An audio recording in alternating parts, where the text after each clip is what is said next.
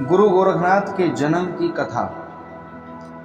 मछेंद्रनाथ सूर्य भगवान से वर प्राप्त कर कुछ समय बाद बंगाल प्रांत की चंद्रगिरी नामक नगरी में जा पहुँचे।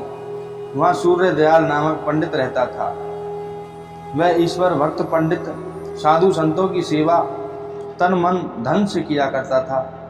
उसकी पत्नी का नाम सरस्वती था, जो सती, सुशील, सुंदर, पतिव्रता, बड़ी समझदार तो थी ही, पर निसंतान भी थी। इस दुख से दोनों पति पत्नी अति दुखी रहते थे।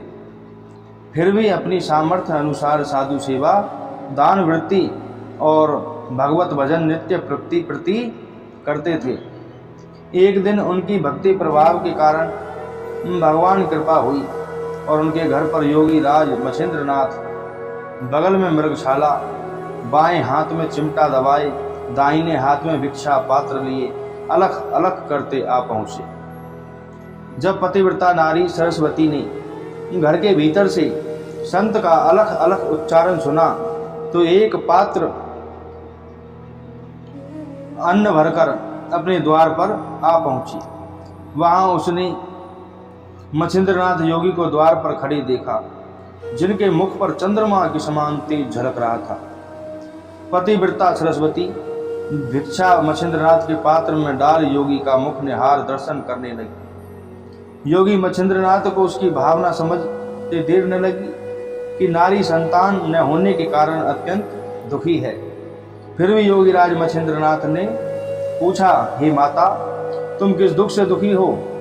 मुझे बताने की कृपा करो। सरस्वती बोली, महात्मा जी, वैसे तो आप संतों की कृपा से मुझे किसी प्रकार का दुख नहीं है, परंतु मेरे निसंतान होने का कारण सब लोग मुझे बांझ कहते हैं। इसी दुख से मैं दुखी रहती हूँ।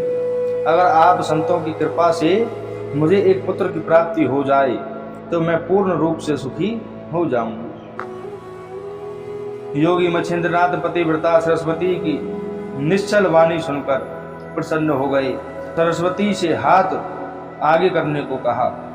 सरस्वती के हाथ आगे करने पर उन्होंने अपनी झोली से भस्म निकालकर कहा कि इस भस्म को ऋतु नहाने के बाद खीर के साथ खा लेना। तुम्हारे यहाँ हरि नारायण भगवान का अंशी अवतार आएगा, जो रिद्धि सिद्धि का स्वामी होगा। मैं 12 वर्ष बाद नगर भ्रमण करता हुआ फिर तुम्हारे यहाँ आऊँगा। पतिव्रता सरस्वती ने मछेंद्रनाथ योगी से भस्मी लेकर आली में रख दी और मन में धारण किया कि ऋतुवंती होने के पश्चात इस भस्मी को मैं खाऊंगी। उसने अपनी पास पड़ोस की स्त्रियों से भी महात्मा की भस्मी की चर्चा की। तभी एक चतुर सहेली बोली, बहन, भूलकर भी भस्म नहीं खाना। ये संत महात्मा बड़े बहरूपीय होते हैं। ये किसी दुश्मन के कहने से भस्मी के रूप में विष दे जाते हैं, जिसके प्रभाव से मृत्यु हो जाती है, या मंत्र के प्रभाव से बेहोश करके जेवर बर्तन लेकर चले जाते हैं। अगर बांझों के किसी प्रकार संतान हो जाए तो संसार में बांझों का नाम ही न मिट जाए। एक भी बांझ चिराग लेकर ढूंढने से भी नहीं मिलेगी। हमारी भोली भाली बहनों की इज्जत इन लोगों ने बर्बाद कर दी है। सच्चे साधु संत क्या घर घर भिक्षा पात्र लिए डोलते हैं? वह तो पागल बने वन में ही तपस्या करते हैं। उन्हें दुनियादारी से क्या लेना देना। सब सहेलियों ने जितने मुँह उतनी राय दे डाली। किसी ने क्या ठीक कहा है, होत वह था तैसी बुद्धि होय। पतिव्रता सरस्वती ने भी सहेलियों की बातों पर विचार किया तो उसे भी ये समझ में आया कि बात इन लोगों की ठीक है। इसी प्रकार की घटनाएं आए दिन घटती ही रहती हैं, लेकिन उस संत का तेज और योगियों के ही समान था। मगर ये भी ठीक है कि इस प्रकार भस्मी द्वारा पुत्र प्राप्ति होने लगी तो संसार से बांझों का नाम सदा के लिए मिट न जाएगा। सरस्वती ने मछेंद्रनाथ की दी हुई भस्मी को गांव के गड्ढे में डाल दिया। गांव के नर नारी गड्ढा बड़ा होने के कारण गाय का गोबर वगैरह और कूड़ा करकट भी ऊपर से डालते रहते थे। परंतु मच्छिंद्रनाथ की सिद्ध की हुई भस्मी ने अपना प्रभाव दिखाया।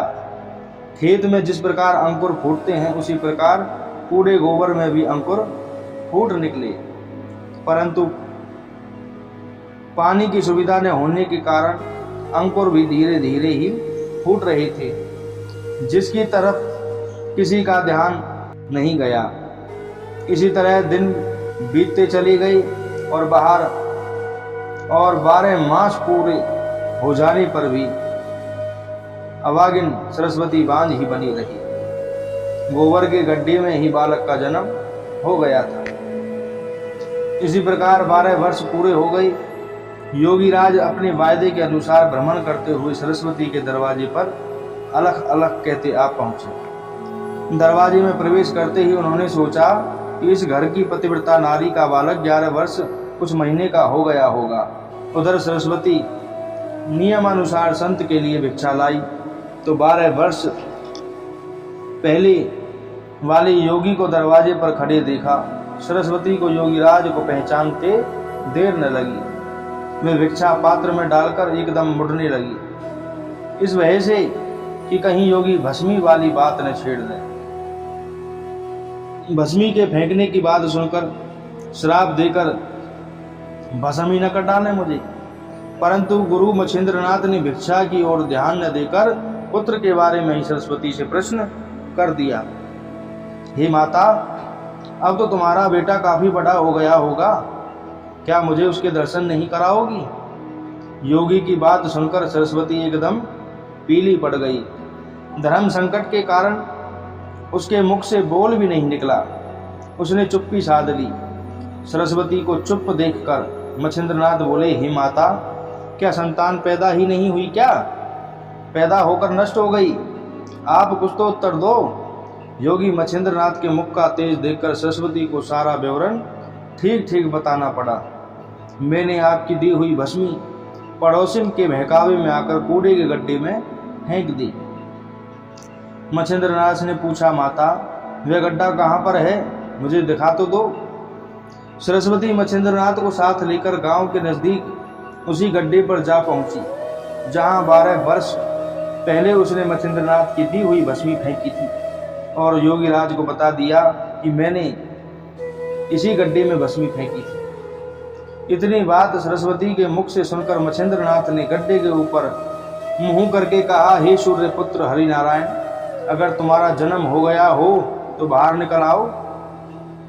उसी वक्त गड्ढे के भीतर से उत्तर आया, हे गुरुजी, मैं यहाँ गड्ढे के भीतर बैठा हूँ। मेरे ऊपर कूड़े का इतना ढेर है कि मेरे लिए बाहर निकलना असंभव है, इसीलिए आप इसे हटवाकर मुझे बाहर निकलवाओ। गड्ढे के भीतर से आवाज सुनकर सरस्वती व नगरी की जनता नर नारियों को बड़ा ही कौतूहल हो गया। सबने मिलकर सब गोबर के ढेर को गड्ढे से निकाला तो गोबर के भीतर से एक ही अत्यंत तेजधारी बालक निकला। बच्चे को देख योगी मच्छिंद्रनाथ बोले, बेटा, तुम्हारी उत्पत्ति गाय के गोबर से हुई है, इसीलिए मैं आज ही तुम्हारा नाम गुरु गोरखनाथ रखता हूँ। बालक गोरखनाथ रो रो कर मच्छिंद्रनाथ को देखने लगा। योगीराज बोले, बेटा, तुम सूर्य पुत्र हो, तुम्हारा यश सूर्य के समान ही पृथ्वी पर फैल जाएगा। ऐसे तेजस्वी बालक को देखकर सरस्वती के नैनों से मोती के समान नीर बरसने लगा। उसने योगी मच्छिंद्रनाथ की तरफ याचना की दृष्टि से देखा। मच्छिंद्रनाथ बोले, माता, अब कुछ नहीं हो सकता। जब विधाता ने तुम्हारे भाग्य में पुत्र सुख लिखा ही नहीं, तब किसी के किए उपाय से कुछ नहीं बन सकता। सबको कर्मानुसार भोग भोगना पड़ता है। अब तुम संतोष करो और प्रभु गुण गाओ, जिसके पूर्व के किए हुए पापों से छुटकारा मिले। पुत्र ही कोई सदगति का जरिया नहीं है। पुत्र के कुपात्र निकल जाने पर जीवन पर्यंत उड़ना पड़ता है।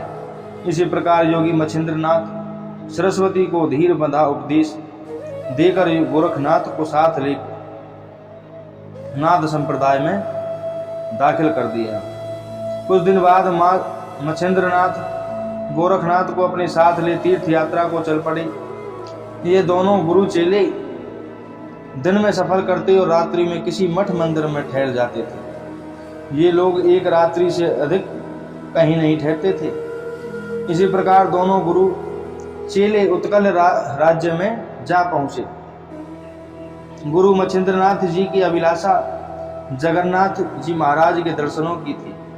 वह राज्य के बाहर ही एक जीर्ण शीर्ण मंदिर में जा विराजे। वह स्थान कनक गिरी के नाम से मशहूर था। गुरु मच्छिंद्रनाथ अपने चेले की गुरु भक्ति देखना चाहते थे। रास्ते में उन्हें कोई उचित अवसर नहीं मिला। यहाँ उचित अवसर समझ बोले, बेटा मुझे बड़ी भूख लगी है, परंतु इसका कारण क्या है समझ में नहीं आता, परंतु भूख को बुझाना बहुत आवश्यक है। बोले गुरु मच्छिंद्रनाथ की जय।